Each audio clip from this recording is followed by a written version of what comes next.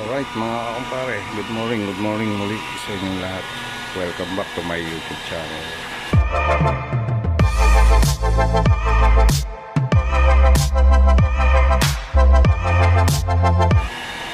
So for today's video mga kakumpare is nandito kami ngayon sa aming customer. So mayroon kaming chinecheck na cheller.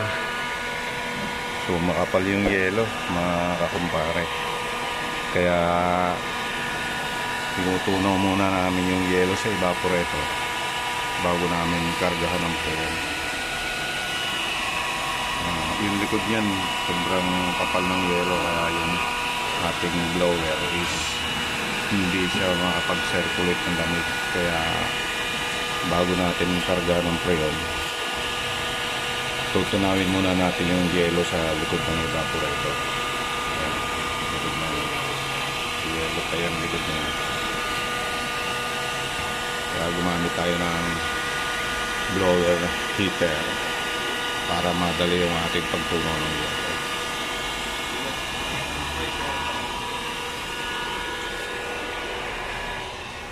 So dito tayo sa likod ng compressor.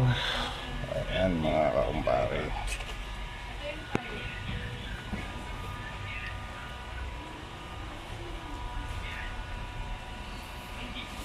bali 134A yung karga niya.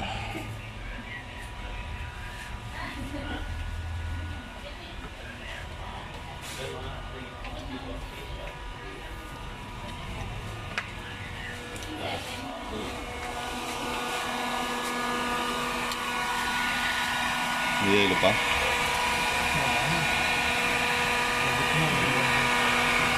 Dito sa likod marami pa yelo.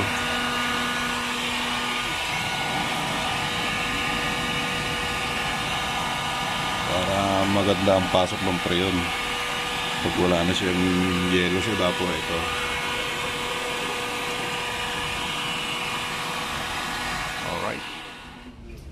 Alright kakumpare, so wala nang yelo yung ating evaporator, wala nang yelo. So pwede na nating i-prepare yung ating takip, pwede na natin i-fix at tayo mag-uumpisa na mag-prepare sa outdoor sa condenser.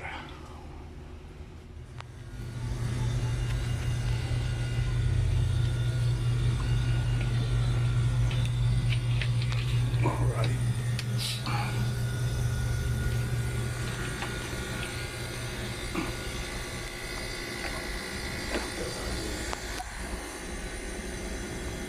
Ilan? 3.42.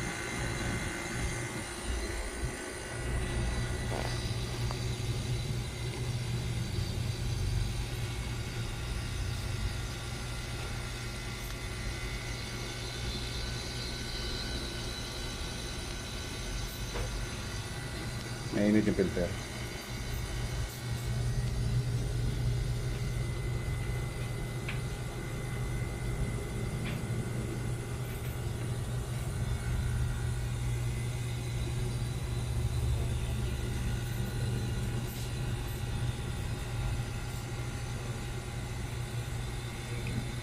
Ako po mag-abol.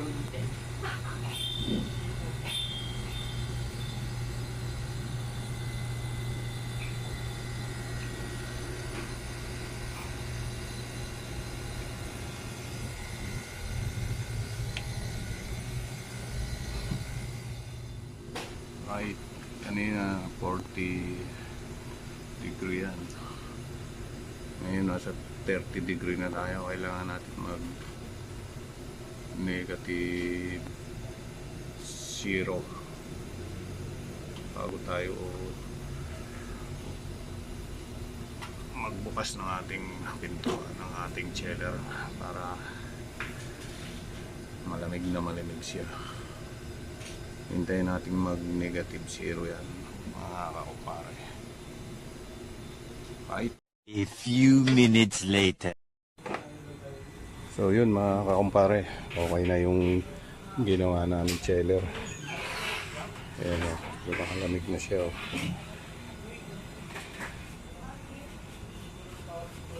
Nagmo-moisture na yung glass niya. So ngayon nasa ano na, kanina nasa 30 ang negative niya. Ngayon nasa 10, so bababa pa yan mga kumpare. Alright.